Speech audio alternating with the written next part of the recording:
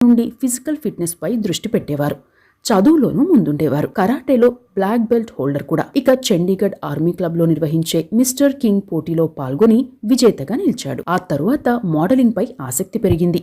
కొన్ని యాడ్స్ లో నటించారు. ఇంటర్ పూర్తయ్యాక కునాల్ను సినిమాల్లోకి వెళ్లాలని స్నేహితులు చెప్పడంతో అదే విషయాన్ని తండ్రితో చెప్పారు కునాల్. అయితే తండ్రి ఒప్పుకోకున్నా తల్లి మాత్రం కుమారుడి ఇష్టాన్ని కాదనకూడదనే ఉద్దేశంతో ఒప్పుకున్నారు. ముంబైలోని ఓ ఇంజనీరింగ్ కాలేజ్లో బీటెక్ లో చేరారు. చదువుకుంటూనే యాక్టింగ్ లో ట్రైనింగ్ తీసుకున్నారు. చిన్న చిన్న యాడ్స్, ఫ్యాషన్ షోల్లో పాల్గొన్నారు. డబ్బులు చాలా తక్కువగా ఇచ్చేవారు.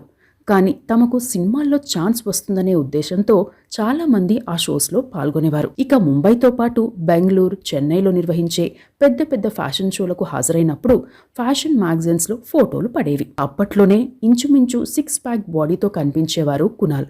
అక్కడ తాను దిగిన ఫోటోలను పలు స్టూడియోలకు వెళ్లి ఇచ్చేవారు. అయితే 4